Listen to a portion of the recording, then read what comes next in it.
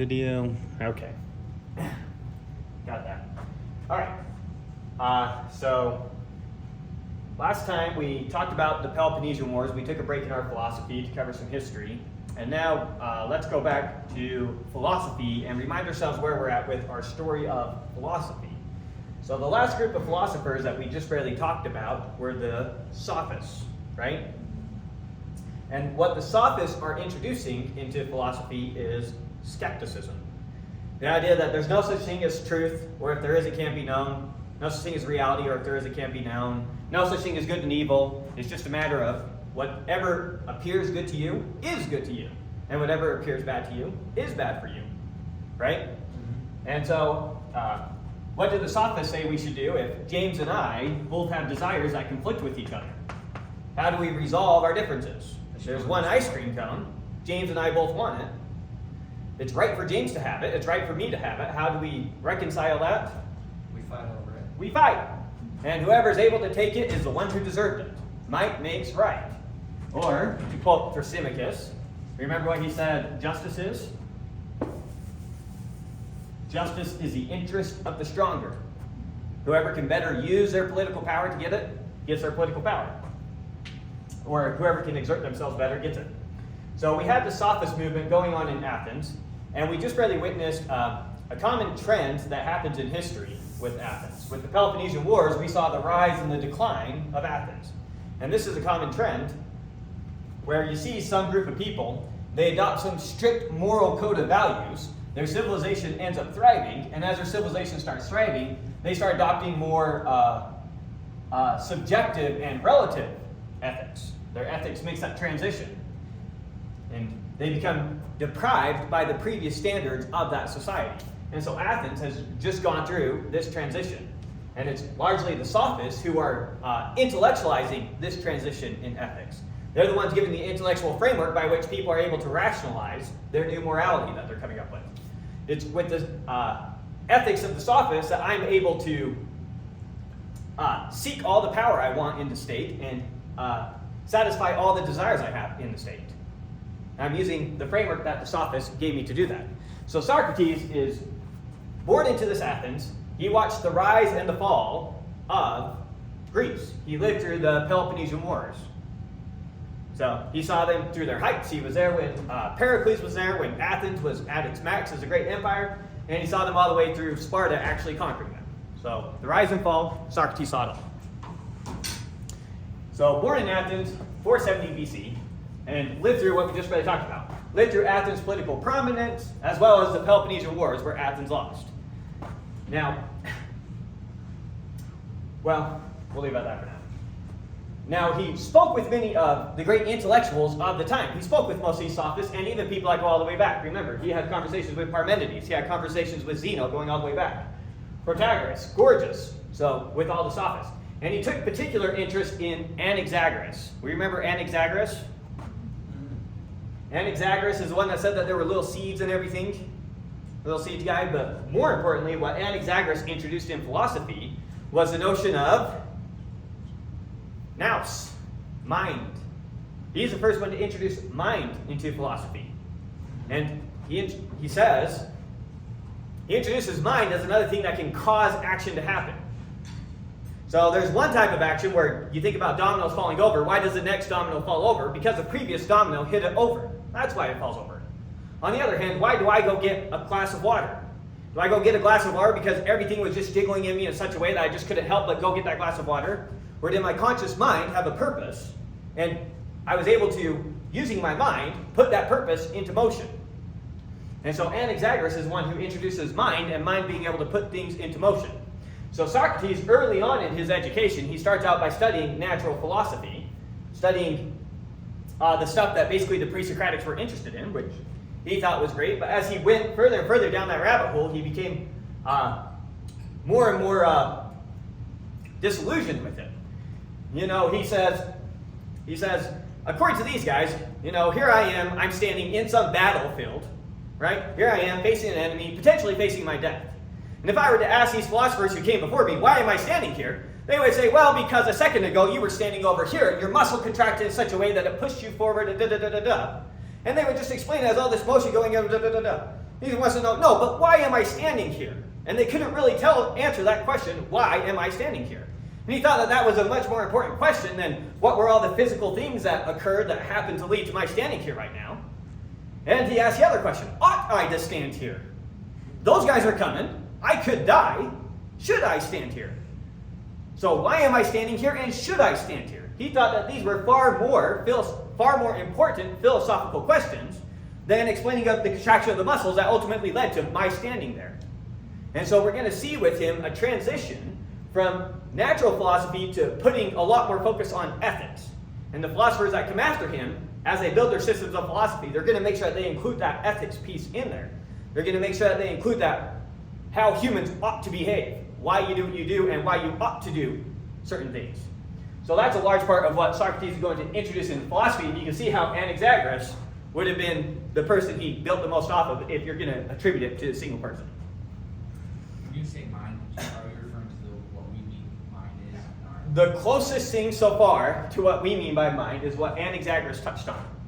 Because remember, when you go back before him, when you start talking about Thales just thinks about mind as some sort of moving principle. So he thought there was mind in everything because look at magnets. And a magnet's able to pull iron. And if I take some fur and I take amber rod and I rub it, suddenly they can start sticking to things and they're getting things to move. So they had a more, I don't know, a less precise notion of what mind is, and so the notion of mind is evolving with time. Anaxagoras, so far, has given us the closest thing to what we mean by mind. And so that's what he's building off of here. For Anaxagoras, a mind is something that's capable of initiating its own action and of knowing. Those are the two properties of mind. It can know things and it can initiate action. Anyways, so Socrates, he served in the Athenian military during the Peloponnesian Wars, in particular, fought in 3 battles. And outside of that, he never really left Athens. There was one more exception. He left to go see some festival or some games once. Might have been the Olympics, I can't remember what. But outside of that, never left Athens. Spent all his time right there in Athens. So, now how did he spend most of his time? Well, early on, he worked as, not a mason, but someone who works with stone. That's what he did to make a living. But he started spending more and more of his time examining pretenders to wisdom. So what he would do is he would go find people that were supposed to be wise people, and he would question them, and he would discover that they weren't really wise. Now, the wealthy people in Athens, wealthy youths who didn't have much to do, would go and they would watch Socrates do this type of questioning with someone, pointing out that they don't really know very much. And they just loved the spectacle of watching Socrates do this. So they would start following him around as he would do this. And so he would start accumulating followers in this way, people who wanted to see him do it. And then there would be other elderly men who would see him cross-examine one person, and those elderly men would say, you should come speak to my sons. I like your way of questioning. So on the one hand, he's drawing up enemies as he's going and he's questioning people and pointing out that they don't know what they think they know. So he's going to offend those people and, their fans, their supporters. At the same time, there's other people in the wealthy class who say, I like your way of doing things. And so he's also going to get friends in the same class. So friends and enemies in the same class by going through this process of examining people, examining pretenders to wisdom. Late in his life, married Xanthippe and had 3 sons with her. I think his oldest son was about 18 when he died. So he had a young family when he ended up dying. And then finally he was sentenced to death and executed by Athens in 399 BC. So there's the broad picture of his life. Any broad picture questions before we start getting more specific into his life and philosophy? Okay.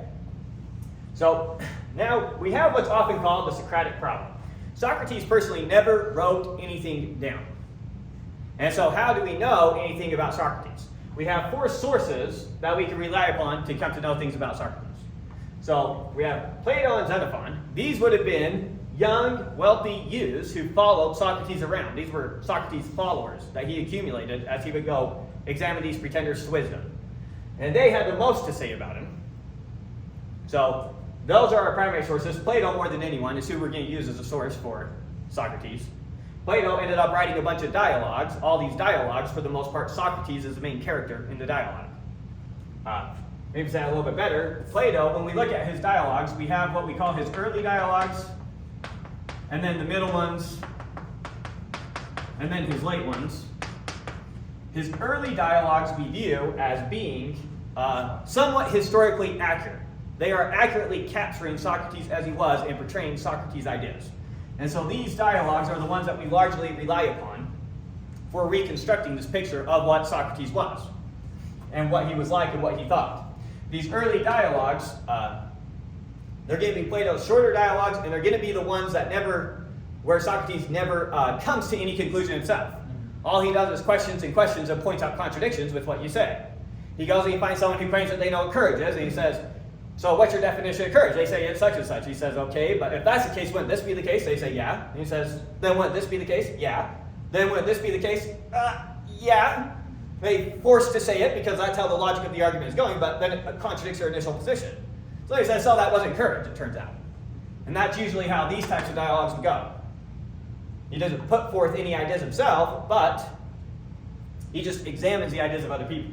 The middle dialogues, these are ones where Plato, it now seems, is using Socrates as a mouthpiece. So Plato's portraying Plato's ideas, using Socrates as a mouthpiece to portray the ideas.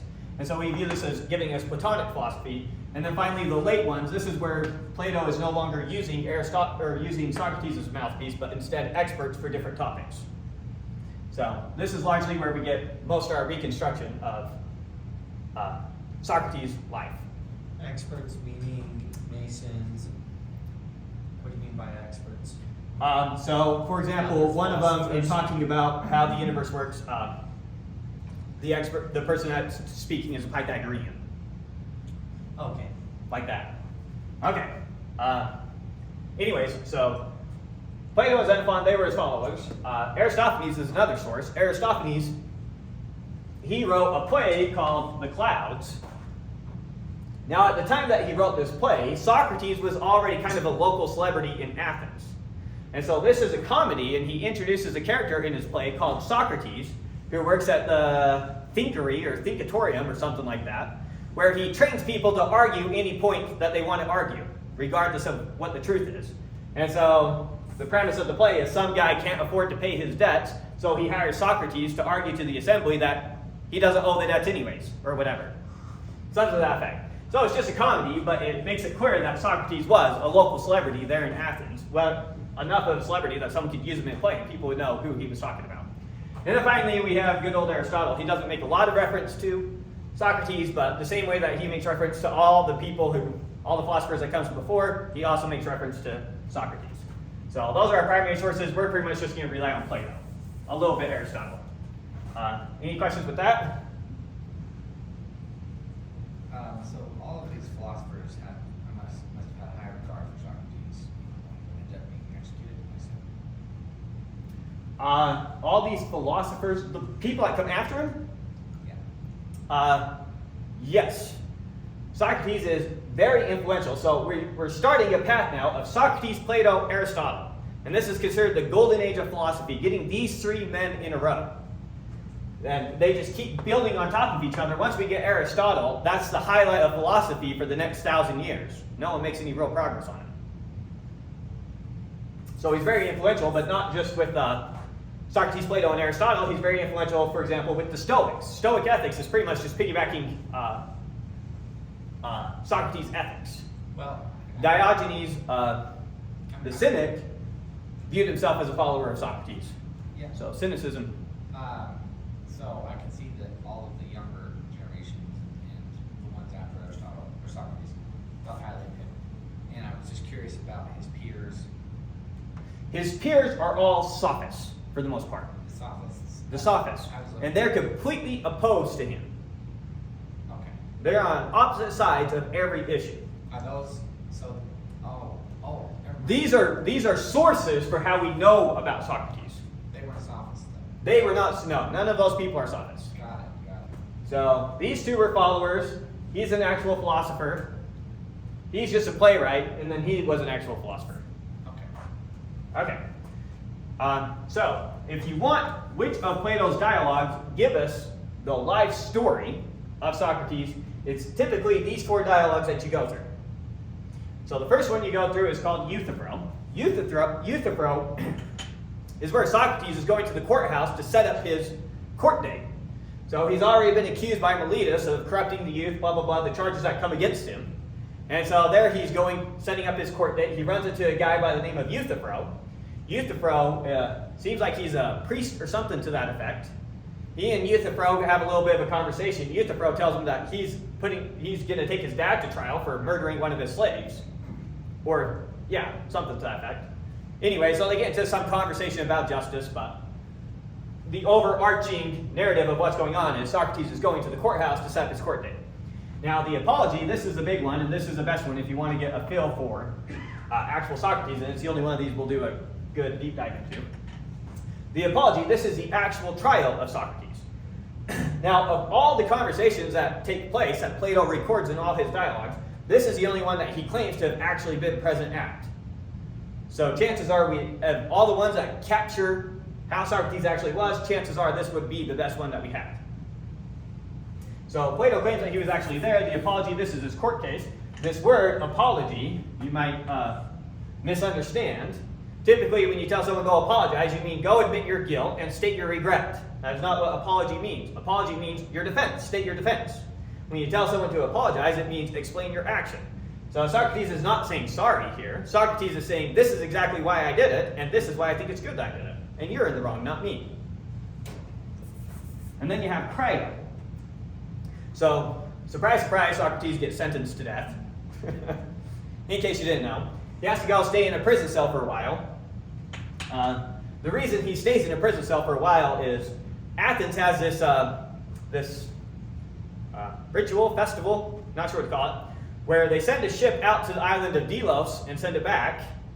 And during that festival, no one's allowed to be put to death. And so it turns out he was sentenced to death like the day after the ship left, so he has to wait for the ship to go out and return before he can actually be put to death by the state. So he ends up sitting in a prison cell for a couple weeks, not sure how long. Anyways, while he's there, some of his wealthy friends attempt to break him out. One of those wealthy friends comes to visit him. His wealthy friend, his name is Crito. So Crito, he's paid off the guards, he comes into the prison cell, and he tries to bribe Socrates to leave with him. And Socrates says, I'm not just going to leave with you because you're asking me to leave with you. You've got to convince me it's the just thing to do. Am I justified in leaving with you? Otherwise, I'm going to stay. Crito does his best, but he can't convince Socrates that he's justified in leaving. And they both come to the conclusion that actually he's justified in staying and serving out his sentence, being put to death. So that's what Crito is. And then finally, Phaedo is the one where he goes and actually drinks the hemlock. Now this one of these is not a Socratic dialogue. This is a Platonic dialogue. And so Plato in this one is largely using Socrates as a mouthpiece. This is a good chance for Plato to give his philosophy about life after death and give his arguments for the immortality of the soul. So these are the four you typically do to get a feel for his life story. But of these, this one is not considered Socratic. It's considered Platonic. That all makes sense? What does Platonic mean? It's not portraying Socrates' ideas and philosophies, it's portraying Plato's ideas and philosophies. Because both Socrates' ideas and philosophies and Plato's ideas and philosophies are coming from Plato's dialogues, where Socrates is the one talking. So I read a dialogue where Socrates is giving out this position. Am I being given a position that was actually Socrates' position, or am I being given a position that was actually Plato's position? So when we say it's Platonic, we mean Plato's position. Any other questions on those? All right. So now, talk about more generally. He's considered the father of Western philosophy because he kicks off this golden age of philosophy. It is not uncommon to start a history of Western philosophy class with Socrates and never cover all the stuff that we just already covered up to this point. That's a very standard way to do this. Famous for his Socratic method. We're already pretty familiar with this with the Protagoras and some of the other books that we've read. But that the method of questioning and answering to try and identify the contradictions that you might hold in some of your positions, ideas, beliefs, that conversation method. So that's a Socratic method. Now, he is in complete opposition to the skeptics. The skeptics say that all truth is subjective and relative, all morality is subjective and relative, all beauty is subjective and relative. Beauty is in the eye of the beholder. Truth is in the eye of the beholder. There is no good and evil, but thinking makes it so. He's completely opposed to those positions. He thinks that truth, beauty, and the good are objective and absolute. Strong conviction. Now, this is one of the reasons that he's able to kick off the golden age of philosophy. It's just his conviction. First off, let's make sure we understand exactly what these claims are.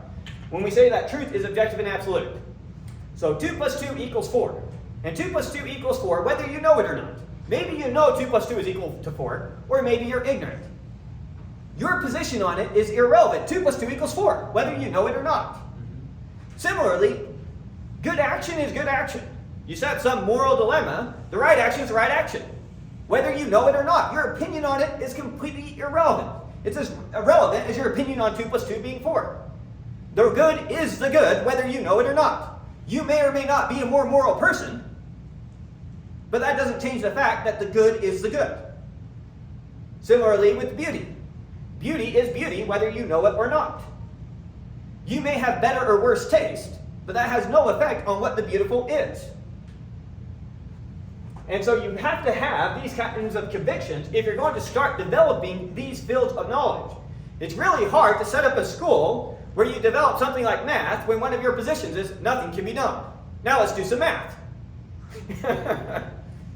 And so it's just this conviction that carries through from Socrates to Plato to Aristotle. It's one of the biggest things that makes Socrates so influential.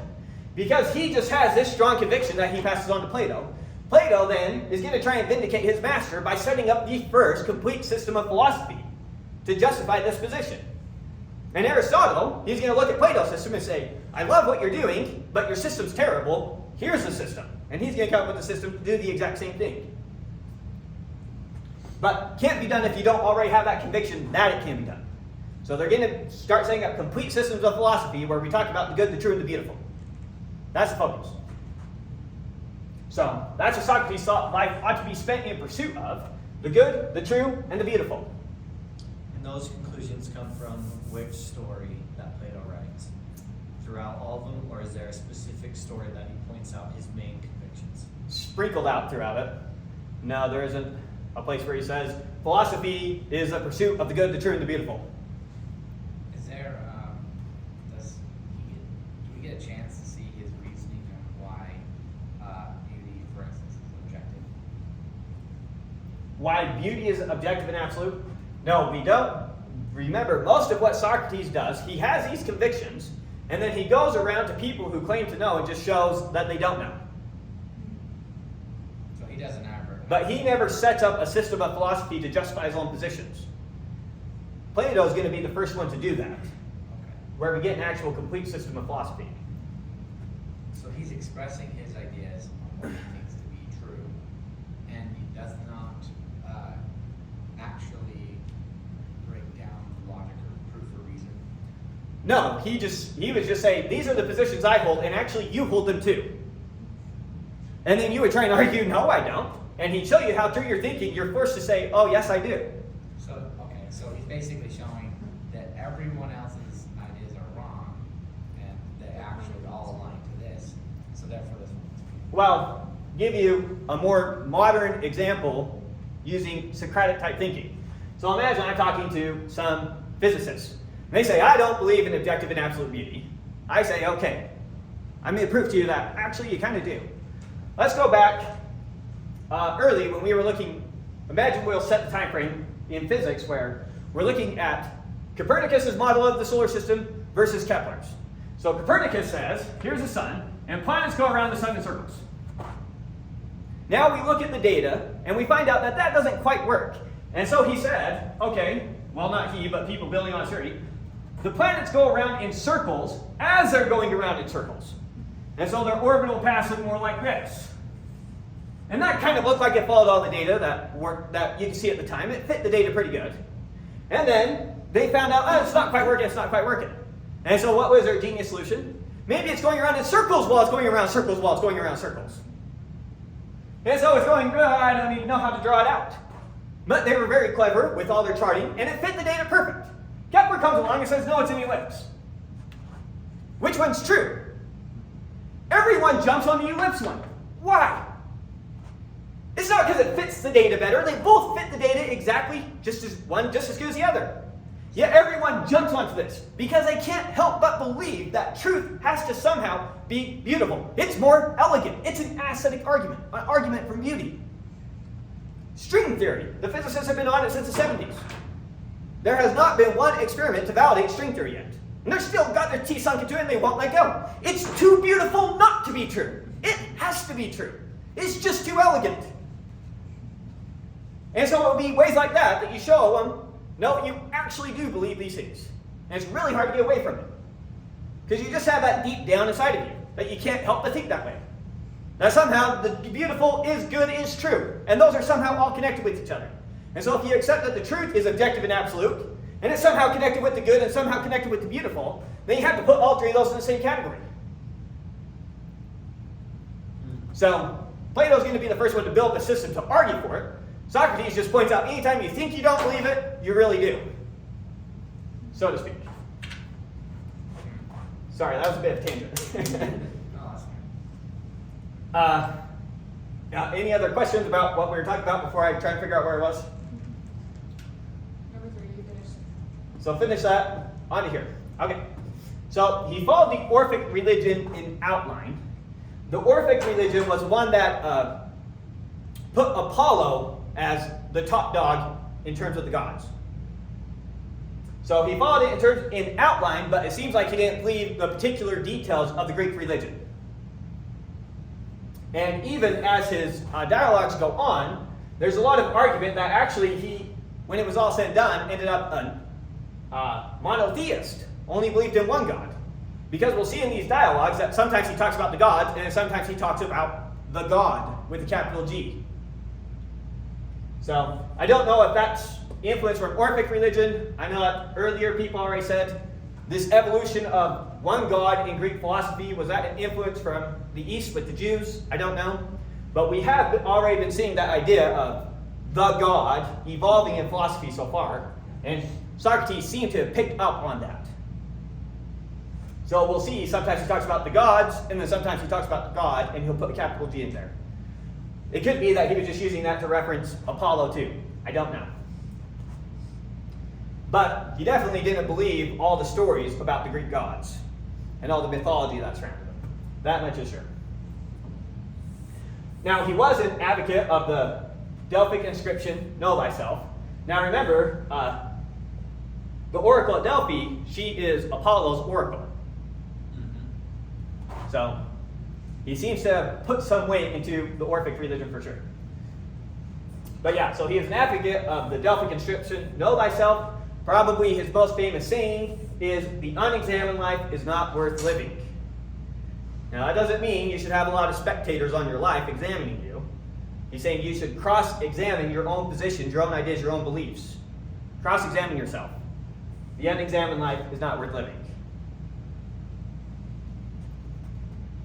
Now, outside of introducing just this conviction of the good, the true, and the beautiful into philosophy, when it comes to how he actually moved the field forward, is he demonstrated the need for definition so far. He's the one who introduces the need for definition. Now, for those of you who have taken more classes from me, this is a side note for you. Remember that when we talk about systematic bodies of knowledge, they're ultimately composed of axioms, undefined terms, theorems, and definitions. Now, it's Thales and the earlier philosophers, Thales, Pythagoras, they're the ones who introduced theorems into our system. Socrates is the one who's going to start showing that we have this need for definitions. Now, Aristotle is going to be the one who actually gives us a theory of definition, but he's going to pick off where Socrates left off in terms of coming up with that theory of definition. So identifying that need there. And then these other ones get introduced later. Axioms, you can kind of say, is introduced by Aristotle. Undefined terms, that notion, that doesn't come until way, way later, 2,000 years later. That was a huge leap to make in terms of these systems. Any questions about that? Could you remind me what undefined terms means? The undefined terms are the terms used in your axioms. So the axioms give meaning to your undefined terms. Your definitions, if I'm going to define something, I have to define it in terms of some terms. Now, if I were to give you a French dictionary and say, here, learn French, that's pretty useless. You look up a French word, and what does it give you? A bunch of French words. You look up those French words, what does it give you? A bunch of other French words. And one of two things is going to happen. Either it turns out the French language is infinite and you got infinite regression, or you're eventually going to go back in a loop. And you're going to be back to the word that you were initially trying to look up. We have to give you some starting terms that we give to you without a definition. And so those are your undefined terms, and the way they're given meaning in these systems is through the axioms. Any other questions? All right.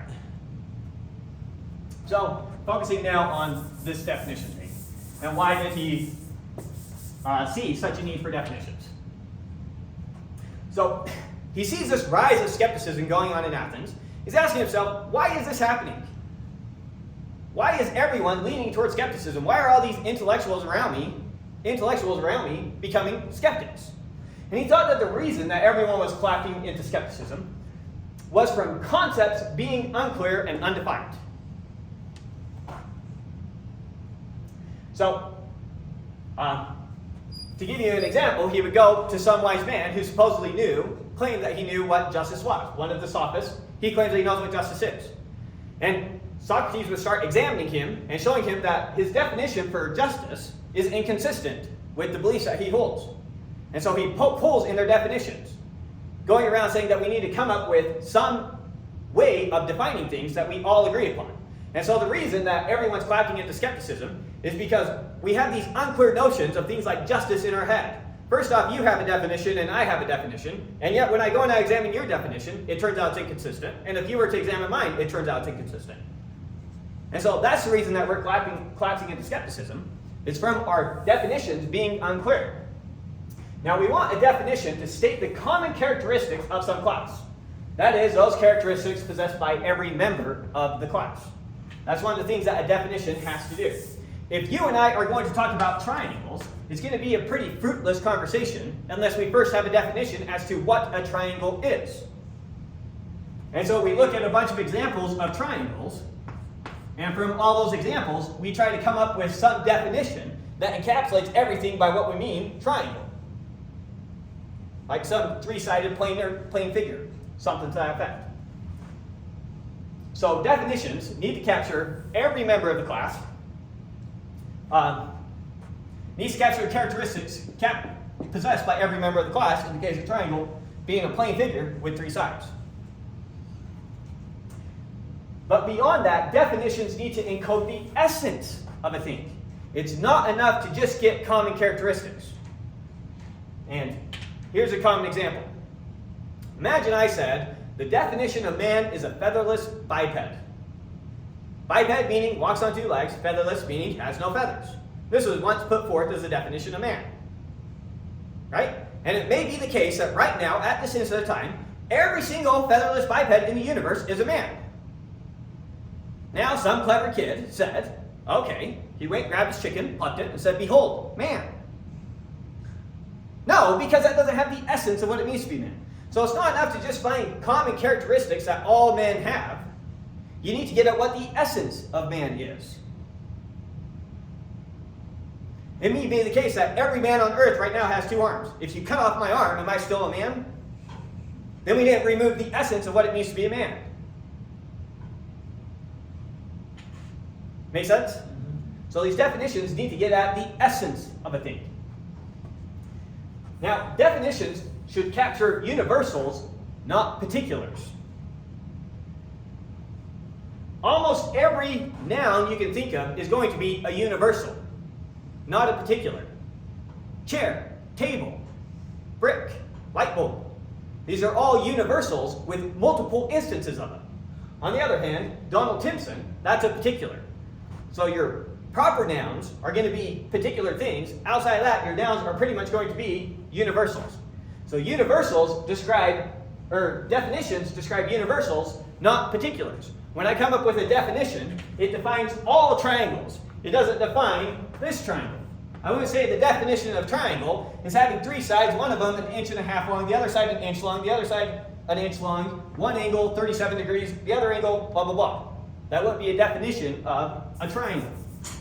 If I want a definition, it has to get the universal. It has to get at a triangle triangles, not some particular triangle. So this is what he started pointing out with what these definitions need to do. And anytime someone would put forth a definition that wouldn't follow these rules, he was able to start showing how it was somehow inconsistent. Didn't get at what you want. You said man is a featherless biped. I pluck a chicken. Is it still a man? Well, no. Okay, now we got to try again. And now, once we have definitions, definitions can now be used as a basis for classification. You want to talk about whether or not an action is just, we can't do that until we have a definition of justice. Once we have our definition of justice, we can now classify an action as just or unjust. You want to call something red, first we have to have a definition of what it means to be red. Once we have that definition, we can start saying this is red, that isn't. So once you get definitions, you can start classifying these types of things. And it becomes a lot easier if we can get these definitions to start determining which actions are good, which actions are bad, which is courageous, which is cowardly.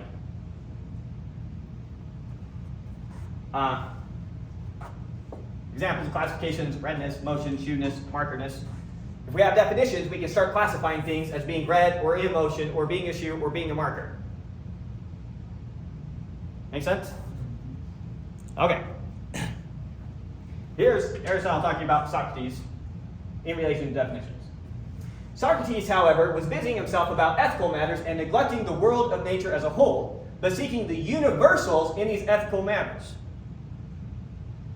So he's looking for some universal notion of justice, some universal notion of courage, some universal notion of temperance, and fixed thought for the first time on definitions. And then Plato continues from there. Plato accepted his teachings, but held that the problem applied not to sensible things, but to entities of another kind. We'll get to Plato's theory of forms, but that's what he's referencing here. For this reason, that the common definition could not be a definition of any sensible thing, as they were always changing. So that second part, that's getting Plato's theory of forms. We'll get to that. This first part is one of the references we have to Socrates. All right. Before we move on to knowledge, any questions about the definitions part? He didn't build a theory. He just started pointing out the need and pointing out what the criteria definitions have to meet if it's going to work as a definition. Otherwise, he goes around poking holes in it. Now, he established that human knowledge was largely based in universals. If you were to tell someone about Donald Timpson, what would you tell them? You might tell them he's a teacher. That's a universal. You might tell them, oh, he's 5'9". That's a universal. You start telling them these properties that I have, these would be universal things. He's light-skinned, he's a man, These are universals. So when we talk about our knowledge of a thing, it's often based in these universals. Anytime we're doing some proof in mathematics, we're always working with universals. If I tell you to prove that this angle sum of a triangle is 180 degrees, you don't get to just draw one triangle, carefully measure, and say it came out 180. No, you got to prove it works for all triangles. So, established that human knowledge was largely based on universals. Note that almost every noun is a universal with the exception of proper nouns. We already said that. So Socrates believed that what made man distinct from animals was his ability to comprehend universals. This type of knowledge that we're developing in philosophy is about universals. Only humans are capable of understanding and reasoning about these universals, not animals. That's what separates us from them. With universals, we can argue for universal truths, and now we can start arguing for universal morality, and we can start arguing for universal beauty. Coming back to these definitions. So he spent his life in pursuit of trying to find these definitions. Never claimed to find them. Only claimed to point out other people didn't have them. But he definitely believed that they could be known and that they're out there. So he's not a skeptic. He just doesn't think anyone's got it figured out yet. He definitely thought you could know these things. Big difference there. Some common anecdotes about him. So, common anecdote about him is when one of the times that he was out marching, it was known that sometimes he'd get caught up in thought. And if he got caught up in thought, he'd just stand there thinking about a problem until he got the problem figured out. sometimes for hours at a time. Well, the story goes that one time on military campaign, they were out marching somewhere, and they had to be camped for a couple days. And so he got thinking about a problem, and he was standing there thinking about it.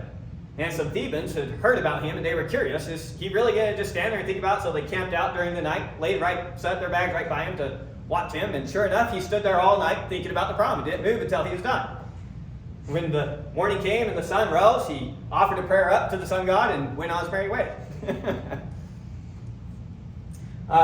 Socrates on campaign. This is a story from Alcibiades. So remember that Socrates is a bit older than most people on campaign during the Peloponnesian Wars. So he is often marching with people much younger than himself. So Alcibiades talks about when they were out on campaign, you'd watch these sons of rich men who were much younger than him, and they'd be all dressed up, covered in all their furs, wrapping up their feet, trying to hide themselves from the cold. And Socrates would march along ahead of them, much better than them, without any shoes on, hardly wearing anything. He was supposed to be on the shorter side and a large guy, so well built. And Alcibiades talks about Alcibiades, note that he was a young, strong, talented youth at the time. Even he had trouble keeping up with the great Socrates in his marching. Socrates drinking. It was said that Socrates would hardly drink, but anytime he did, he could drink you under the table, no problem. So, didn't drink much, but when he did, he could drink you under the table, and claimed that could never catch him drunk. Now, politics. Socrates got caught up in politics 2 times in his life. The first time we've already briefly mentioned, that was the trial of the 8 generals. You remember that from the Peloponnesian Wars? The 8 generals who left the bodies at the battlefield and went home because a storm was coming. Yeah. And the mob got mad that they left, the bodies of their friends and families there, and so they sentenced them to death. Yeah. So Socrates was in a political position at the time that happened where he could actually veto it. He says, no, this isn't legal what you guys are trying to do. And so he tried to block him. Turns out that they found a loophole to get around him, but it almost cost him his life. They were very angry that he was blocking them. So they found a loophole to get around it, and so that ended up preserving his life. The second time he got caught up in politics was when Sparta had taken control over Athens. So at the end of the Peloponnesian War, Sparta takes control, and what do? Remember? They ripped down the walls. They elected leaders, tyrants. Not elected, they put 30 tyrants in power. And these 30 tyrants would have been people who were already well-to-do off in Athens, already influential people in Athens that will just for sure answer to Sparta. Well, once these 30 tyrants came to power, one of the things that they would do is they would force other well-known people to commit illegal acts under threat of death, thereby legitimizing their own actions and making other people culpable in the illegal things that they did. Try and make as many people culpable in the illegal things as they can, and then people are going to be worried about accusing the 30 tyrants of it gives them a safeguard in case down the road they lose power. Someone turning back and said, you guys did these illegal things when you were in power. They can say, well, so did you. So that's what they were out to do. So Socrates was one of these people when the 30 tyrants came to power. They said, I want you to go get this other man over here, bring him to us so that we can execute him. And Socrates said no. Well, he didn't say no. He says, and I went quietly my own way. And he didn't commit the action. The 30 tyrants didn't stay in power for long, so it ended up not coming back to kill him, but definitely could have. So the 2 times he got caught up in politics almost cost him his life. So there's some common anecdotes about Socrates. Now we're going to jump into the apology, gives you the best feel for him as a person. So any questions before we jump into this? All right, let's jump in. So the apology, this is him now at his trial. What happens here in this dialogue is his accusers have just spoken. We didn't get to hear what his accusers said. So his accusers have just gotten up, they've spoken, said why Socrates needs to be put to death, and the apology starts with Socrates now giving up to give his speech to the assembly as to give his own defense. So that's how it starts out. So it starts with Socrates giving his apology. It's understood that his accusers just finished speaking. First thing Socrates does is he requests permission to speak in the manner which he has become accustomed. It's his first time in court. He doesn't know the rules of court. He's used to speaking out in the agora, the marketplace. And so he's going to request that they just let him speak the way that he's accustomed to speaking. So speak in his accustomed manner, give you a quotation. Not, however, delivered after their manner, the people who just spoke before him, these sophists who just spoke before him. Not, however, delivered after their manner, in a set oration, duly ornamented with words and phrases. No, indeed, but I shall use the words and arguments which occur to me in the moment, for I am certain that this is right. So, most of the time, people getting up in court, you would have either been trained as a sophist to speak very persuasively, and you would have rehearsed and practiced your speech many times, or you would have hired a sophist to write the speech for you. Either way, you come prepared with something rehearsed, ready. You know all the hand gestures, all the inflections, everything you're going to sing and do. You got all worked out. Socrates isn't going to do that. He's going to use the argument that occurs to him in the moment. He's convinced he's right, and he's convinced this is a good way to do it. So that's how he's going to give his defense. Now, he requests that the judges only pay attention to what he says, not how he says it, because he's not used to using all these pretty words. Never mind the manner, which may or may not be good, but think only of the justice of my cause, and give heed to that. Let the judge decide justly, and the speaker speak truly. And with that, he starts his defense. Now, before Socrates can address his accusers right there in court, remember at this time Socrates is already a minor celebrity in Athens. And so almost everyone judging him is already prejudiced against him to some extent. They've heard these stories about Socrates growing up their entire lives. So Socrates points out that he has two sets of accusers, actually, that he has to deal with. Those who have been accusing him all his life, the ones generating all these stories about Socrates that you, the assembly, have grown up hearing, and then those currently being present in court. So he's going to say, don't worry, I'm going to defend myself against these three guys bringing this lawsuit against me, but before I can address what they're saying, first I have to address these stories that you've heard about me all your life long. So since the judges have grown up listening to people who began when you were children and took possession of your minds with their falsehoods, tellings of one Socrates, a wise man, who speculated about the heaven above and searched into the earth beneath and made the worse appear the better cause. So he's saying, here's what you've heard about me growing up. And since the judges heard these accusations in their youth, the cause when heard went by default, for there was none to answer. So you've heard these stories about me, most likely coming from people that I made look ridiculous or from their relatives, telling you how bad I was ever since you were a little child. I couldn't defend myself against these stories and these accusations you heard growing up. And so it went by default. And so you already have this notion of me built into your head. And so first I need to attack that notion you already have in your head of Socrates, and then we can move on with the trial. Now, Socrates can't go get up all your relatives who were telling you this story their entire lives. So what's he going to do? So, since Socrates cannot argue against these accusers, he tries to sum up their position in an affidavit. So he's saying, I'm going to try and sum up the stories you've heard about me all while you were growing up. And so, he's guessing that you heard something along these lines. Socrates is an evildoer and a curious person who searches into things under the earth and in the heaven, and he makes the worse appear the better cause. And he teaches the aforesaid doctrines to others. So he's summing up, this is what you probably heard about Socrates growing up. Now, first he points out that he has nothing to do with physical speculations. He moved away from that in his youth. He started out studying natural philosophy, but quickly gave it up. And instead, stopped claiming that he knew anything and just started questioning people. Saying, I know nothing, I don't teach anything, I just go around questioning people. And he has a crowd full of people, a bunch who have grown up hearing Socrates, and so he asks them, have any of you ever heard me talking about physical speculations, talking about natural philosophy? And they confirm, no, Socrates has never been like this. Now, he also doesn't claim the same wisdom others do. He doesn't claim to know what courage is, what justice is, what temperance is. He doesn't claim to ever know any of these things. So, he doesn't claim the same wisdom others do. Had I the same wisdom, I should have been very proud and conceited. But the truth is that I have no knowledge of the kind. So, he knows that he has no knowledge, so he definitely can't be accused of teaching the aforesaid doctrines to others, because he knows nothing. How can he teach it? So, now, if this is the case, Socrates, then why is Socrates so hated? He must have been doing something that led to him being hated. And so Socrates explains where this hatred comes from. So a friend of his is Chaerephon. Chaerephon, as you know, was a very impetuous in all his doings.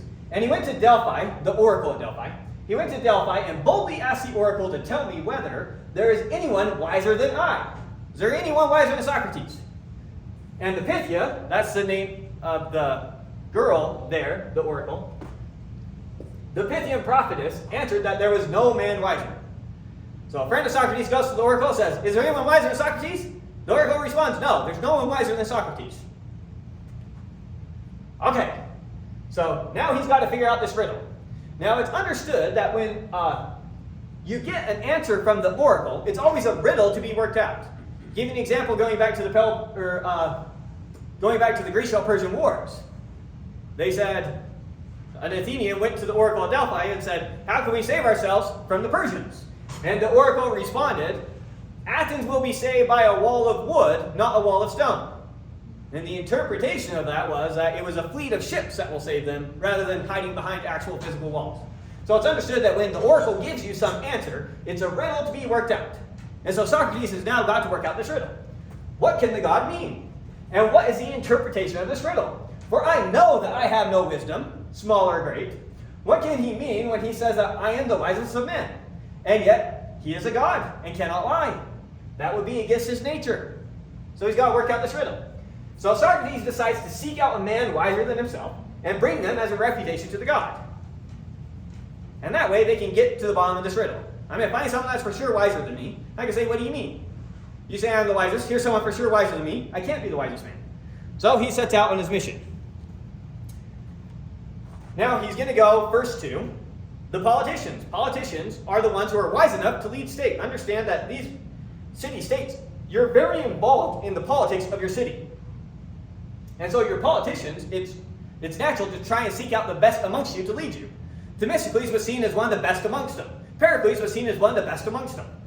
So, first he goes to the politicians, and he seeks out one with a reputation for wisdom. When I began to talk with him, I could not help thinking he was not really wise, although he was thought wise by many, and wiser still by himself. And I went and I tried to explain to him that he thought himself wise, but was not really wise. And the consequence was that he hated me. So he goes up to all these people who have this pretense of wisdom, and he exposes them. They claim to know something. He shows how you don't really know that thing. And so they start hating him because of it. And their friends and their relatives and their followers are likely going to start hating Socrates because of it. He concludes, maybe add on a little bit to this before I go to the next one. And it was also the case that these young youths would see Socrates point out that that wise man isn't really so wise. And they would see Socrates do it, and these young men would turn around and start doing it themselves. And they would go find other pretenders to wisdom and start using the Socratic method to point out that they're not really wise. So not only is Socrates drumming up hatred for himself by directly pointing out someone isn't wise, but these followers following him, they go around, they're doing the same thing. Now, when some youth who used to follow you starts pointing out, actually, you're not very wise, you're not going to hate the youth. You're going to find out the guy who turned him against you. And so it's going to lead back to that hatred of Socrates. Anyway, so consequences, they hated me. He concludes, although I do not suppose that either of us knows anything really beautiful and good, I am better off than he is. For he knows nothing and thinks that he knows something. I neither know nor think that I know. In this latter particular, then, I seem to have slightly the advantage of him.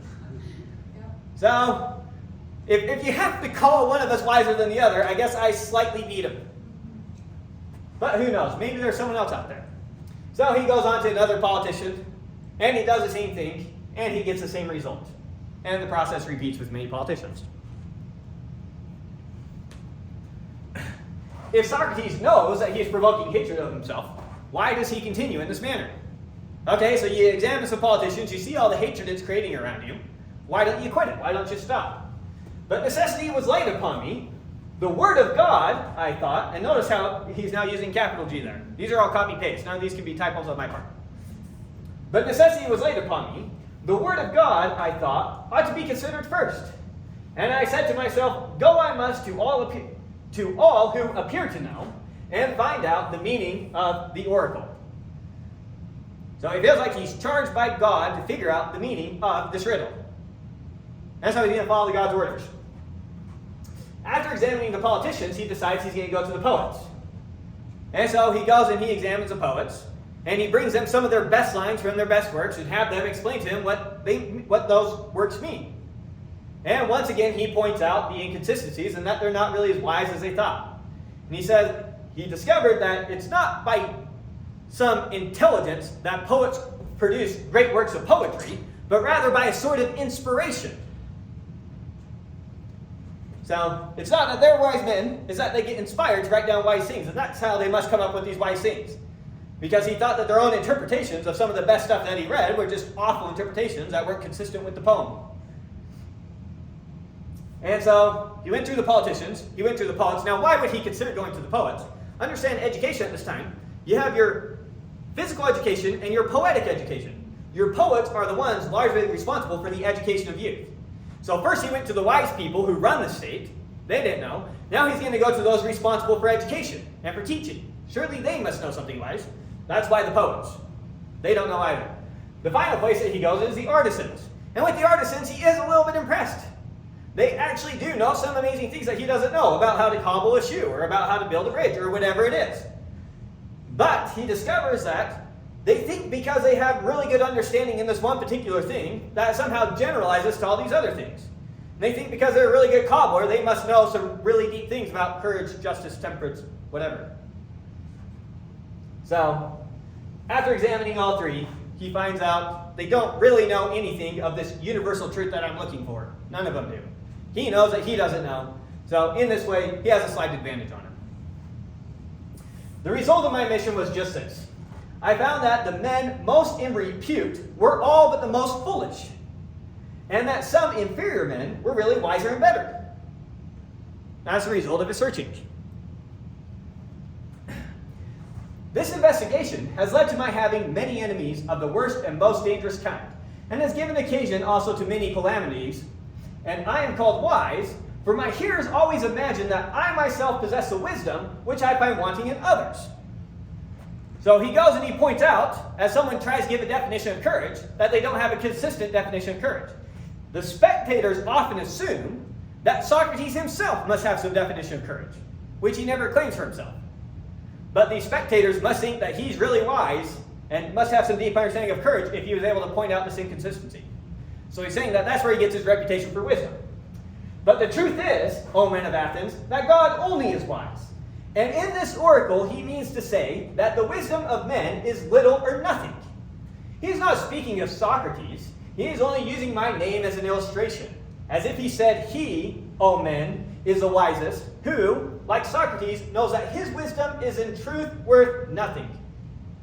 And so I go my way, obedient to the God, and make inquisitions into the wisdom of anyone, whether citizen or stranger, who appears to be wise. And if he is not wise, then in vindication of the oracle, I show them that he is not wise. And this occupation quite absorbs me, and I am in utter poverty by reason of my devotion to the God. So, that's how he spent his entire life, and that's how he's drummed up all this hatred of himself. And why he's kept going on this path, even though he knows it's creating this hatred of him. He feels he's doing it out of obedience to the God. Oh, kind of already touched on this, but say it again.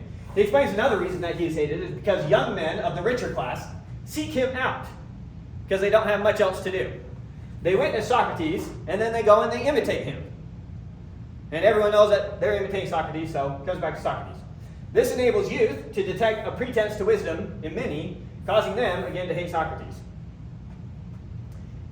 Now, all that hatred, coming back at Socrates, when they're talking to their friends, their families, their relatives, when you were listening as a child to these conversations about Socrates, since they have nothing to accuse Socrates of, they repeat the ready-made charges, which are used against all philosophers about teaching things up in the clouds and under the earth and having no gods and making the worse appear the better cause. For they do not like to confess that their pretense of knowledge has been detected, which is the truth. And notice, there's already been a few philosophers driven out, if not killed, in Athens under similar charges. You don't like him? He's an atheist. Get him. Yeah. And so now we can understand why Socrates is currently being accused. It's this hatred he's been drumming up of him all through his life, and now they're finally creating these court cases against him and coming to get him. This is the reason why my three accusers, Miletus, Anytus, and Lycon, these were the ones who were actually in court who spoke before him, given the reasons that Socrates ought to be put to death. So this is the reason why my three accusers, Miletus and Anytus and Lycon, have set upon me. Miletus, who has a quarrel with me on behalf of the poets, and Anytus on behalf of the craftsmen, the artisans, and Lycon on behalf of the rhetoricians, the statesmen. So, that's why. Now, Socrates is ready to address the affidavit of his current accusers. So we've taken care of the past, setting the scene, this is why they hate me, and this is the prejudice you already have of me, and the stories you've already heard about me. So now the affidavit that they bring against him now, his current charges.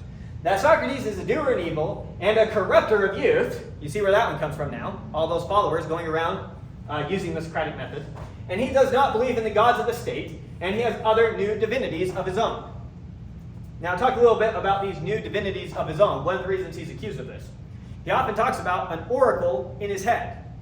What's the oracle in his head? It's his voice of conscience. It only warns but never commands when he's about to do something wrong. And so he references that as an oracle in his head, which is one of these deities that they accuse him of making up. Anyways, Socrates to demonstrate that Miletus, so taking them on one at a time, Socrates to demonstrate that Miletus has never given much thought to the improvement of youth, starts questioning and exposes him. So Miletus is the one bringing this charge of he's corrupting the youth against Socrates. Socrates is going to prove Miletus never really thought about this. So he starts asking Miletus. He says, you give a lot of thought into the improvement of youth. Miletus says, yes, of course I do. That's why I'm bringing these charges against you. And he says, that's fantastic. We want to get rid of those who corrupt the youth. Now I have a question. Who improves the youth then? You found the corrupter. Did you find the improver? He says, yes. So who improves the youth? The judges here in the courtroom. They improve the youth. And Socrates says, is it just the judges? What about the senators? Do they improve the youth? Well, yes, of course, Socrates. The senators improve the youth. Well, what about all the assembly and all these citizens of Athens? Do they also improve the youth? And he says, yes, they also improve the youth. So Socrates says, so everyone in all of Athens improves the youth except for me, and I'm the one that hurts them. Now let's pick any other field, like horsemanship. When you got a horse, how many people actually can do the horse some good and actually improve the horse? Just the trainer of the horse. Whereas everyone else just uses and tries to get whatever benefit they can out of the horse. He says, we see in other fields it's always the opposite. It's only a few who know how to do him good, and in general, most people just do him harm and just get what they can out of him. So to point out that he never really gave this much thought at all. So, kick it off. Do you think a great deal about the improvement of youth? Yes, I do, and he continues on his way going to that conversation I just said. Now, he points out, Miletus, you only accuse me of believing in new divinities, but it seems like you're also trying to imply I'm an atheist. So which is it? Do you think I construct new divinities, or am I an atheist? Miletus says you're an absolute atheist. You don't believe in any divinities. And then he goes on to point out how, so you're saying I'm an atheist, and I believe in new and different divinities different from the state. How can I be both those things? So he's pointing out that Miletus was just listing down anything he could think of. He has new divinities, which would somehow be related to gods, and he's an atheist, believes in no God. Something's got to give. So he points out the fact that Miletus is coming out with both these charges means that Miletus never really thought about what he's charging him with. He's just putting down as many things, hoping that something sticks. So that's the second part of this. And so he says, I've said enough in answer to the charges of Miletus. Any elaborate defense is unnecessary. He's pointed out how he hasn't really thought about any of this at all. But he thinks that he's going to lose anyways. But the envy and detraction of the world will be my destruction, which has been the death of many good men, and will probably be the death of many more. There is no danger of my being the last of them. So he thinks that he's convinced his audience that Miletus was wrong to bring these charges against him. He thinks we're good there. And he thinks that he's escaped him. But he doesn't think that he's escaped the charges altogether. And he still thinks he's going to be sentenced to death. Even though he's pretty sure that everyone in the courtroom now agrees that Miletus was just writing on the paper anything he could think of to accuse Socrates of. So here he's saying that he knows that he's most likely going to go to his death. Well, some will say, and are you not ashamed, Socrates, of the course of life which is likely to bring you to an untimely end? To him I may fairly answer, there you are mistaken. A man who is good for anything ought not to calculate the chances of living and dying. He ought only to consider whether in doing anything he is doing right or wrong, acting the part of a good man or a bad. For wherever a man's place is, whether a place which he has chosen, or that which he has been placed in by a commander, there he ought to remain in the hour of danger. He should not think of death, or of anything, but of disgrace. And this, O men of Athens, is a true saying.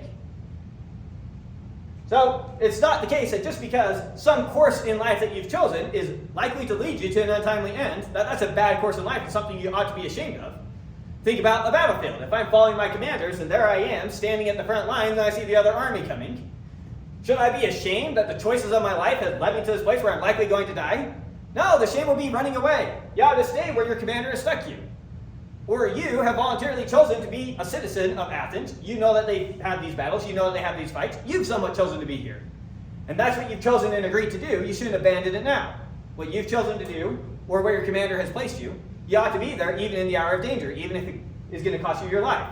Nothing shameful about it. The shameful thing is the reverse. So he feels no shame that by following what he feels God is commanding him to do, he's likely to meet an untimely end. So Socrates points out how the state expected him to face death in the army many times, and now if God orders me to fulfill the philosopher's mission of searching into myself and other men, I were to desert my post through fear of death, that he might be justly accused of not believing in the gods. So Socrates is saying, when I was on military campaign, I was likely facing death, and I stood my post because I believed in the state. Now, if I thought God was commanding me to do something, and I didn't stand my post, then you could probably accuse me of being an atheist, because then I didn't really believe in God. On the other hand, if I really believe in God, and I really think he told me to stand my post, how much more do I fear him than the state? And so I'm definitely going to stay at my post if I stayed when the state told me to.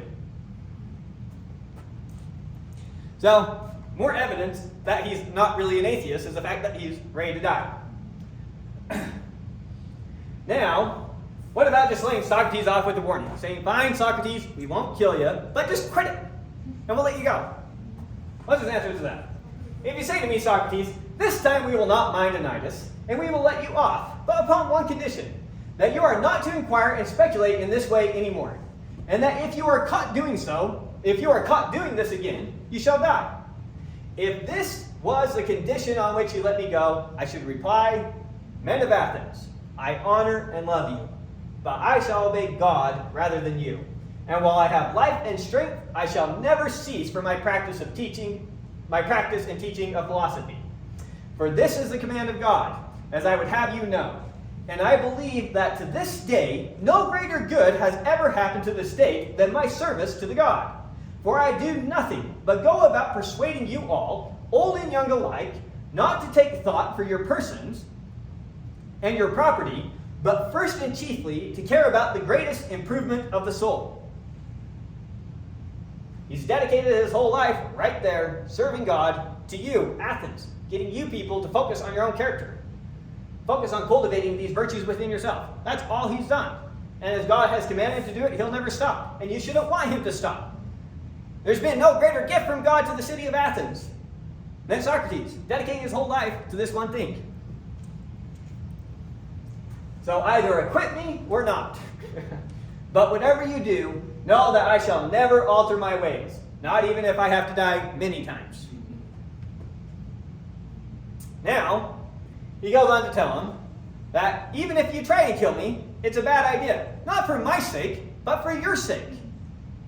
Here I've been sent. All I do is try to help you guys cultivate your own virtues. And if you get rid of me, well, if you kill me, you will not easily find another like me, who, if I may use such a ludicrous figure of speech, am a sort of gadfly, given to the state by God. And the state is like a great and noble steed, who is tardy in his motions, owing to his very size, and requires to be stirred into life. I am the gadfly which God has given to the state, and all day long and in all places am always fastening upon you, arousing and pursuing and reproaching you. And as you will not easily find another like me, I would advise you to spare me. No one's going to love you, Athens, like I do. No one's going to serve you like I'm serving you. So for your own sake, it'd be foolish to kill me.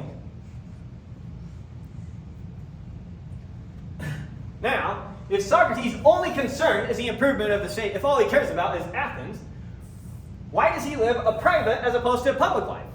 Why doesn't he go take some political office like Pericles and lead the state and do as much good as he can from the state and start putting in good laws and all those types of practices? And Socrates explains two stories that I've already touched upon. Socrates explains 2 times that he got mixed up in politics and how it almost cost him his life. The trial of the 8 general and the time that the 30 tyrants tried to use him. And so he concludes that an honest man could not survive long in politics. He was convinced that if he was going to both be honest and go into politics, he would have quickly died. And then how much good would he have been able to do for him? So he instead goes around as a private citizen. He's always in the agora, always in these public places, having public conversations, trying to help any of those who would use him better examine their own characters, their own positions, their own ideas, their own beliefs. So he's done as much as he can in a private capacity. So he concludes that he do the most good privately, but that all were welcome to hear and speak with him, and that he charged nothing for his services. Never charged a dime. It was all free. He then points out that in all this, none of the people he is supposed to have corrupted have anything to say, have anything to accuse him of, and that they all are here rather to defend their corrupter. So he says, here's another defense for me. Supposedly, I've been corrupting the youth, and I've been doing this for many decades now. Well, many of these youths I'm supposed to have corrupted are now grown men. The very people I've spent the most time with and supposedly corrupted the most are all showing up in court today on my behalf. They're here to defend me. If I corrupted them, shouldn't they hate me? And yet, it's the very people I spent the most time with who are here to defend me. And he says to them, if you found someone that I did do this work with, and they claim I corrupted them, I will let them bring him forth now. You see that they have no one. So, no concrete case of someone that he's supposed to have corrupted, who thinks they've been corrupted.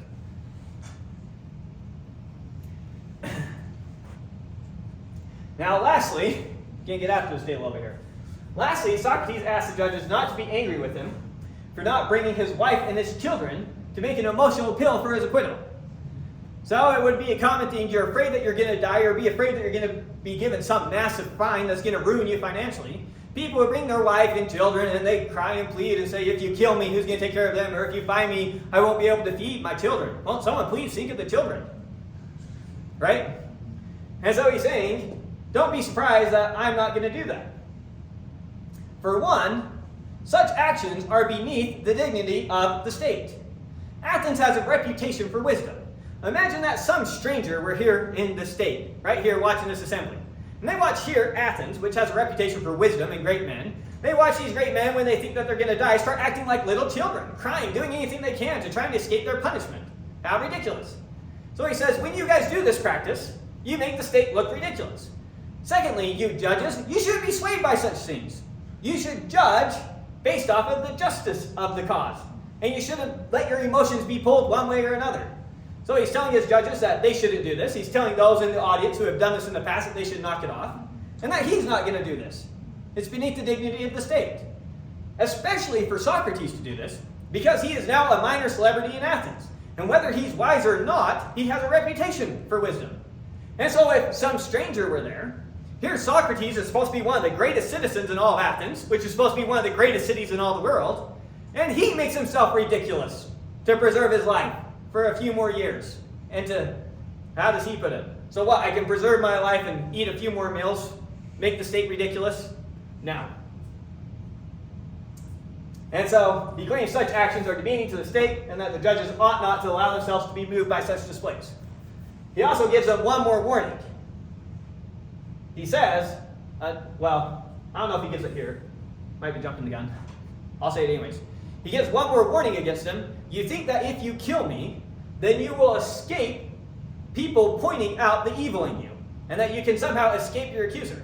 And he warns them, I have been holding back youths who look to me, telling them, no, no, no, don't go around accusing these other men of evil deeds. And he says, if you kill me, you've unleashed the Kraken, so to speak. And all these youths who look to me that I've been trying to hold back, they're also going to come for you.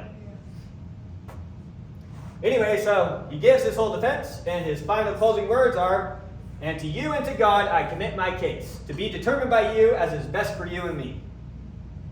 That ends his case.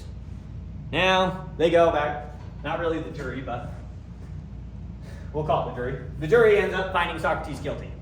Now, at this time, if you were found guilty, then what would happen is you would propose a punishment for yourself, and your accuser would propose a punishment. Your accuser has to give their punishment first. So the accusers, they say, we want Socrates sentenced to death. That's what we think the punishment should be. So now it's Socrates' turn to propose what he thinks his punishment should be. Now, traditionally, what would you do? You try and give out a punishment harsh enough that your judges would choose your punishment over your accusers. So you kind of want to be hard on yourself, but not so hard, right? You're trying to minimize the hard while making sure they still choose you, keeping it hard enough that they choose you. So they say to Socrates, what do you propose the penalty ought to be for your actions? And he says, for my actions, my service to the state, I propose maintenance in the Praetorium. What was that? So at the time, city-states, the Olympics was going on. Olympics started in Greece. And athletes from a bunch of different city-states would come together and compete. And it was a great honor to win for your city-state. And so in Athens, if you won at the Olympics, then the city would let you live in this nice place, and the city would take care of your needs, and you could just focus on your art. He says, what do I deserve to have done to me for my service to the state? You should give me the same maintenance you give these Olympic athletes, and let me continue my work and focus on my art of working with you guys. That's what I think my punishment should be. So they've got to decide, do we let him live a life of luxury supported by the state, or do we put him to death? Surprise, surprise, they put him to death. So the jury condemns Socrates to death. And so he goes with his parting words, and now, oh wait.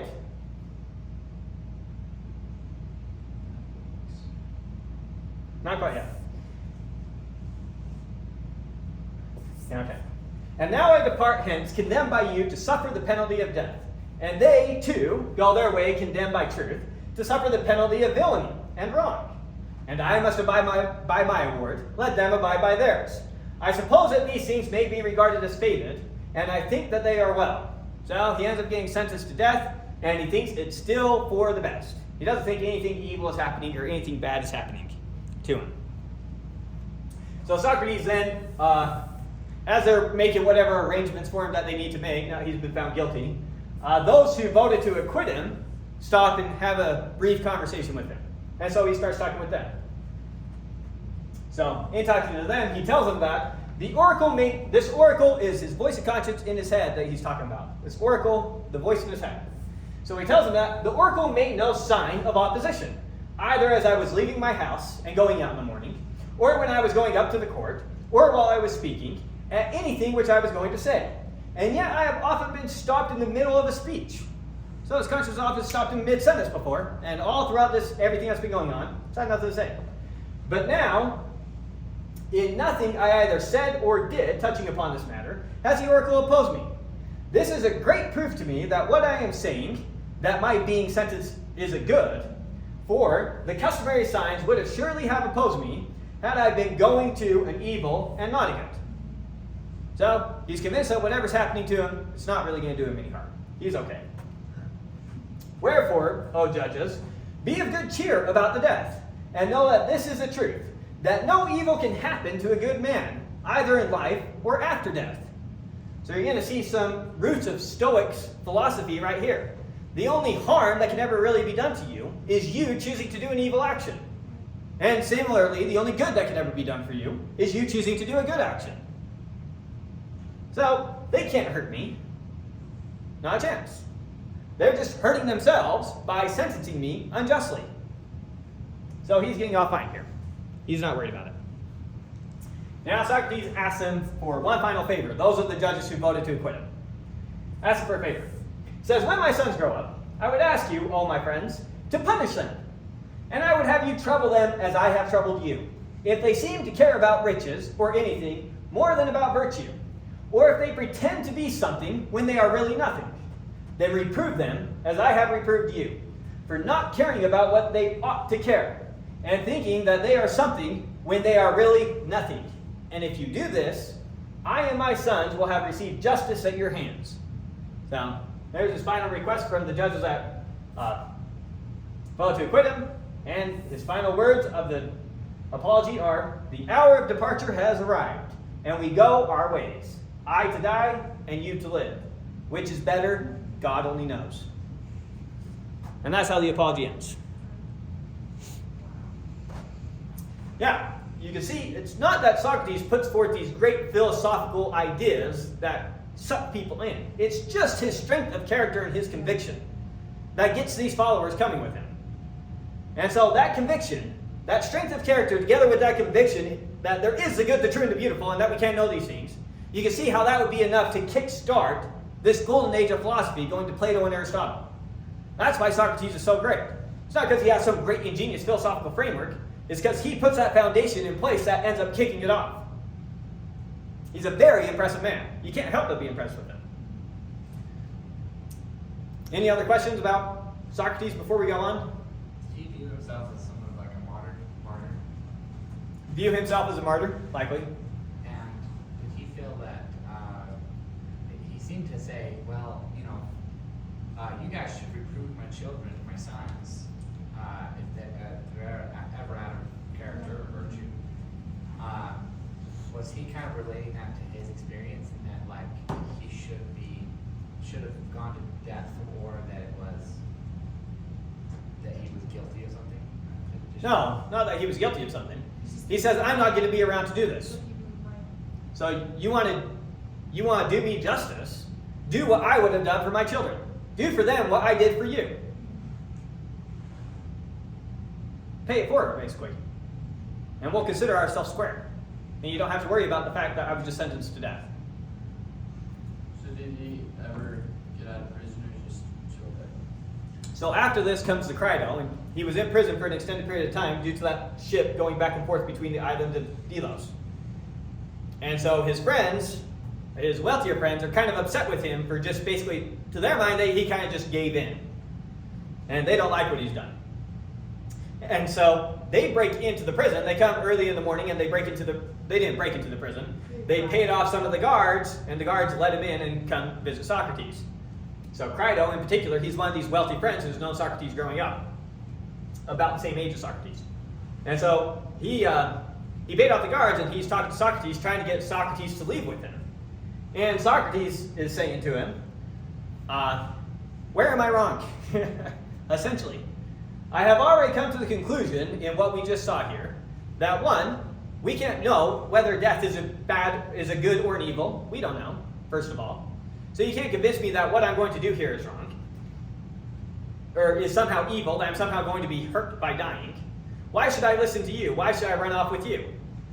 And so they give their arguments back and forth as to why they think Socrates should run off with them. And he explains how there will be other people out there who will take care of them. And Socrates says, look, if I leave with you, then I just broke the laws of Athens. And now my accusers are right, and I'm not just. I grew up here in Athens. It's understood that I could leave the city-state at any time I wanted if I didn't like the laws of Athens. I wasn't forced to stay here. And by my choosing to be a citizen of Athens, implicitly, I have agreed to subject myself to the laws of Athens. And so I'm not justified in breaking those laws. If I didn't like them, I could have left and gone somewhere else. And now that the laws are deciding that they're going to accuse me of something, and the laws have decided I'm guilty, am I now justified in breaking the laws? Why? I've willingly subjected myself to those laws. How am I justified in breaking the laws? And they go on to say, well, what if the laws are being unjust and they're not treating you fairly? Well, what's that got to do with it? If a father treats his son unfairly, is his son justified in then treating his father unfairly? And it's the state that has raised him, it's educated it's provided for him. So how is he justified in being unfair to the state just because the state has been unfair to him? And if he then breaks the laws, then he's doing damage to the state. That's the only way you can hurt the state, is to break its laws. That's how you hurt the state. If everyone breaks all the laws of the state and no one refuses to listen to the laws of the state, there goes the state. So if everyone were to do what you're asking me to do here, that would completely destroy Athens. Everyone, any chance they got, getting around the laws that are then turned on them anytime they broke the laws or they're seen to break the laws. So he may not like the result, but he subjected himself to this government, he subjected himself to these laws, and that's what they've decided he should do. So who is he to break the laws? Furthermore, he thinks he's going to die and go to other places. So he definitely believes in an afterlife. He has a strong conviction of that. And he says there's going to be laws there. And what will the laws there think of me if one of my last acts here is to break the laws? Then I then enter the other world, an enemy of the laws, and an enemy of justice. And then I would for sure have hurt myself. And he also just points out with Crito, look at all these old arguments we've already been going over our whole life that says we should obey the laws, we should obey the laws. Are we to abandon all those now just because it's going to lead to our death and act like children who, when a little terror comes along, throw all reason out the window? Maybe there really is a monster under my bed, right? Says no. How ridiculous. We knew that these things were true all this time throughout our lives, old friend, and now that's coming to my death. Are we just going to abandon all that because we're afraid of death? No. So he refuses to go, and he convinces Crito that Crito should stop trying to talk him out of going.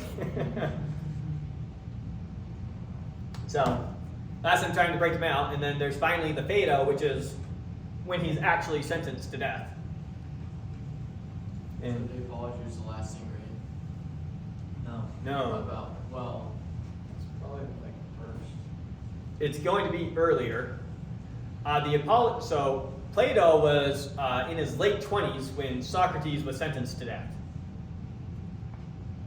And assuming that the apology came shortly thereafter, it would definitely be one of Plato's earlier works. And it definitely seems like a Socratic work. I erase those. It definitely feels like one of Plato's earlier works. So chances are that was actually earlier. The Euthyphro, the Apology, and Crito all seem like they're Plato's earlier works. And then, yeah, Phaedo, he ends up drinking the hemlock, and you can read that one, recounting some of the history and some of the story around that. Any other questions? All right, then let's briefly jump into Plato. I just want to get through his 7th letter because it ties in great with Socrates. So, Socrates has this conviction that there is a good and the true. There is a good, the true, and the beautiful.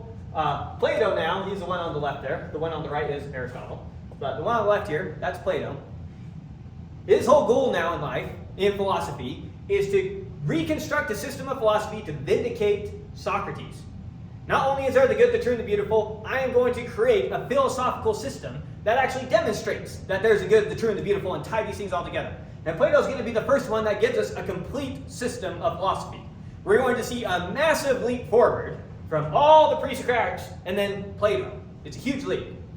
And if we were to talk about, the 2 greatest philosophers of all time, the 2 most influential philosophers of all time, they're right here, Plato and Aristotle. And they come back to back. So Plato, it's about to be a huge leap forward. 427 to 347, so he lived through some of the Peloponnesian Wars and definitely saw the fallout of the Peloponnesian Wars. And so 27-28 when Socrates ended up dying. How old was Aristotle when he died? Aristotle was not born when Socrates died. Plato is about 40 years older than I Aristotle. said Aristotle and Socrates. Sorry, I missed your question. Okay, so this picture is, Plato and Aristotle. oh, Socrates isn't in here. I got that confused. I was like, you said he was 20-something years old when he died. Okay, never mind. Okay. I'm with you now. All right. So Plato, the greatest pupil of Socrates and the master of Aristotle. Now he was not a pupil of Socrates, and that Socrates ever directly taught him anything. He was just one of these young people that followed Socrates around. And the only time that Plato ever makes reference to himself is in the Apology, and when Socrates is talking about people he knows, and he says, and there's Apollodorus, the brother of Plato, who's here. So he only mentions him in passing. It doesn't even seem like Plato was someone prominent in Socrates' circle. If you would have asked Socrates, who's your greatest follower, he would have never in a million years guessed Plato, and that Plato was going to be the one to immortalize him. Not a chance.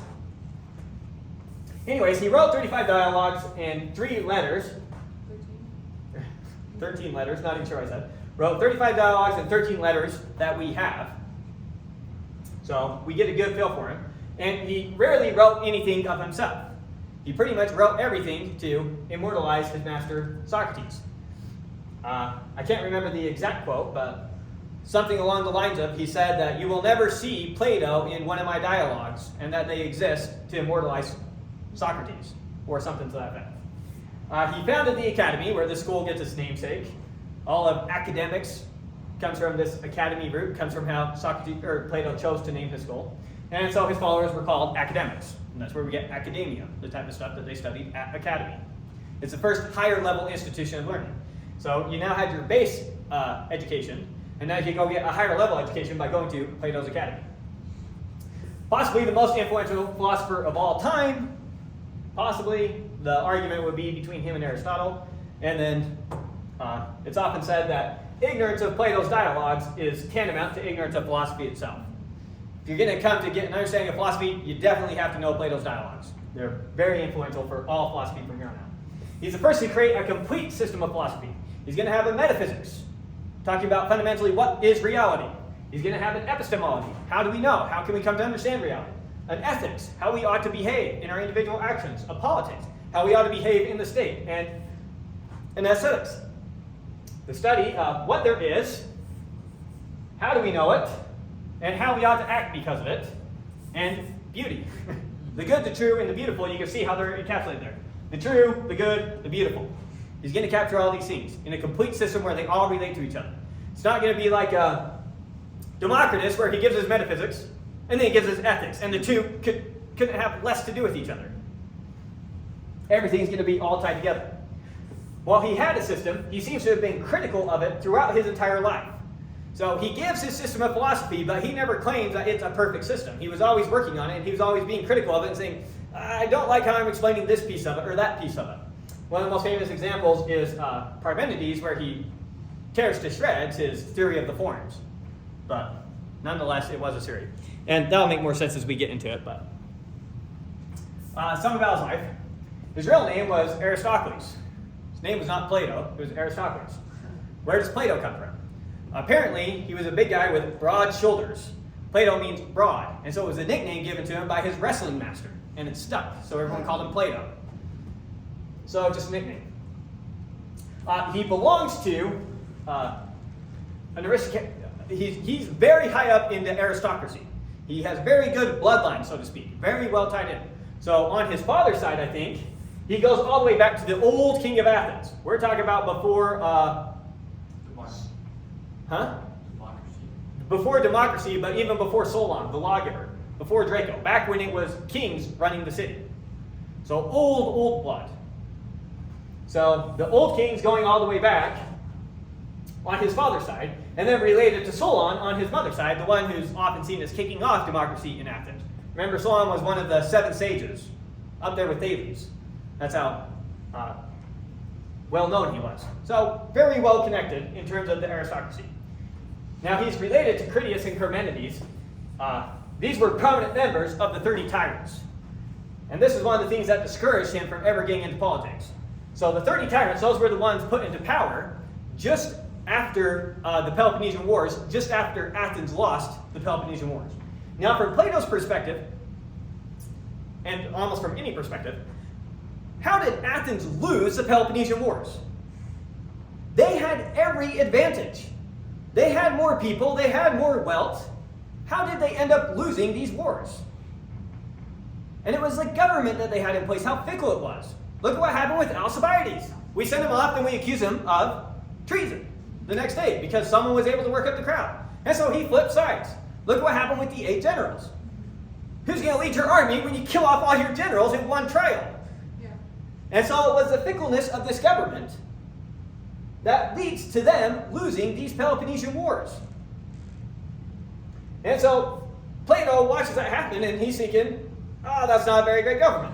These 30 tyrants come to power, and since they're well-connected people, Plato's thinking, finally, we're going to be able to run this state proper. And he even has chances to get political positions himself because he's well tied in with all these things. And these are his friends, these are his family who are now going to run things. And then he watches what the 30 tyrants do, and he's shocked. It's way worse than what there was before. The government we had before that lost us those Peloponnesian Wars, that was a fantastic government compared to what this is now. So he didn't like what there was before. He watches these guys come to power, and he has high hopes, and they crush his hopes. So, was invited at a young age to take part in politics, but refuses. He's been completely disenfranchised with politics. And instead, he ends up deciding that he should go travel around Athens, or travel around Greece, travel around the world, travel around to Egypt, and educate himself, start to learn a lot of things. So he left Athens and traveled extensively after the death of Socrates for 12 years. Supposedly traveled all around Greece and into Egypt. And the death of Socrates was like the turning point for it. Because there was that first government, the democracy, that lost the Peloponnesian Wars. And then there were the 30 tyrants. And then the democracy comes back in power. And one of the earliest things they do is they kill Socrates, one of the biggest defenders of that democracy that there was before. So he's been back and forth, and now he just can't believe it. So he's been completely disenfranchised from, not disenfranchised, but disenchanted with politics. So we have Plato's 7th letter, which is one of the few times that he actually tells you about himself. So taking pieces of it. In my youth, I went through the same experiences as many other men. I fancied that I should at once embark on a political career. Remember, in these city-states, that's what they do, huh? Are those dots meaning that they were lost? No, those dots are, they added some piece here that could be pulled out without losing the message. So it's my way of trying to cut down and keep it as short as I can. So I fancied that I should at once embark on a political career. And I found myself confronted with the following occurrences in public affairs of my own city, Athens. The existing constitution being generally condemned, a revolution took place, and 51 men came to the front as rulers of the revolutionary government, while 30 were appointed rulers with full powers over public affairs as a whole. So that's the 30 tyrants coming to power. So people agreed that that government wasn't very good before, now the 30 tyrants are coming to power. Some of these were relatives and acquaintances of mine, and they at once invited me to share in their doings, as something to which I had a claim. The effect on me was not surprising in the case of a young man. I considered that they would, of course, so manage the state as to bring men out of a bad way of life into a good one. So he at first thought that this was going to be a great thing. He knew these people. He liked these people. So I watched them very closely to see what they would do. And what did they do? And seeing, as I did, that in quite a short time, they made the former government seem by comparison something precious as gold. For among other things, they tried to send a friend of mine, the aged Socrates, who I should scarcely scruple to describe as the most upright man of that day, with some other persons, to carry off one of the citizens by force to execution, in order that, whether he wished it or not, he might share in the guilt of their conduct. So this is one of the things that the 30 tyrants common thing they tried to do. He implicated as many people as they could in their illegal activities. In particular, he watched how they target Socrates. Now, they knew Socrates like he knew Socrates. He's shocked by this. He's obviously a straight upright man, and you're trying to force him under threat of death to carry out these bad actions. And why are you even carrying out these actions to begin with? I thought we were going to start doing things right. But he would not obey them, risking all consequences in preference to becoming a partner in their iniquitous deeds. Seeing all these things, and others of the same kind, on a considerable scale, I disapproved of their proceedings and withdrew from any connection with the abuse of the time. So he didn't get involved in politics, took a step back from his friends and family who were involved in this. And then, 3 times they don't last long, the democracy comes to power. Not long after that, a revolution terminated the power of the 30, and the former government, as it was then, or as it then was. And once more, though with hesitation, I began to be moved by the desire to take part in public and political affairs. But once more it happened that some of those in powers brought my friend Socrates, whom I have mentioned, to trial before a court of law, laying a most iniquitous charge against him, and at once inappropriate in his case. For it was on a charge of impiety that some of them prosecuted, and others condemned and executed the very man who would not participate in the iniquitous arrest of one of the friends of the party then in exile. So it was the very people that ended up coming to power that Socrates refused to help kill at that time when they themselves were in exile and misfortune. So that's a piece of a letter he was writing to someone, and it's one of the only times we get him actually writing about his own life. So he was primed, all set to be a major politician there in Athens. He had the connections that he needed. He had the opportunities that he needed, and yet he chose not to get involved. And that gives you a sense of why he didn't get involved. And you can definitely see the influence Socrates had on him and how he thought of Socrates. And so that gives you the taste of how Socrates stimulated Plato into action. And thank goodness he didn't get involved in politics, because then we would have never got Plato's philosophy, and then probably would have never got Aristotle's. Anyways, so I don't want to jump into, we'll restart next time with Plato's life and jumping into his philosophy. Plato we're going to have to spend a couple days on, so we won't go any further, and we'll end a little bit early here. Just wanted to cover that part because it retells the story of Socrates from Plato's perspective. So any questions? How old was Socrates when he died? 70, 71.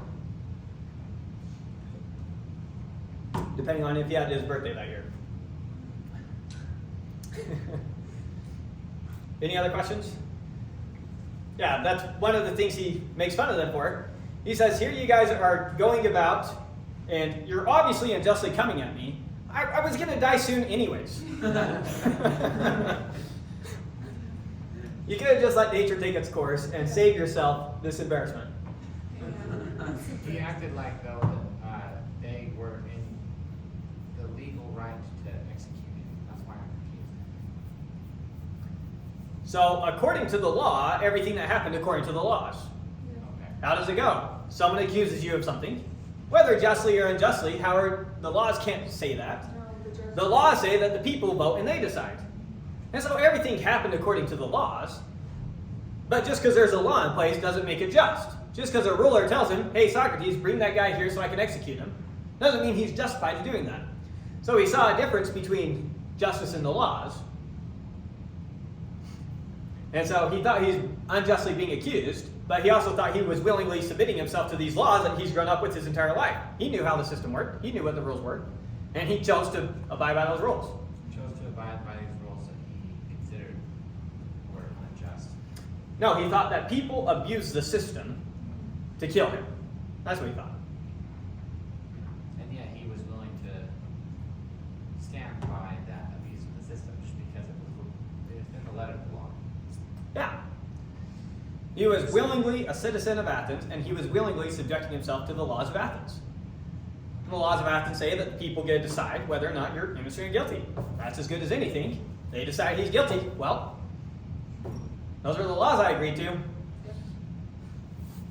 see. Anything else? Good job. Thanks. All right. We'll start next time with Plato.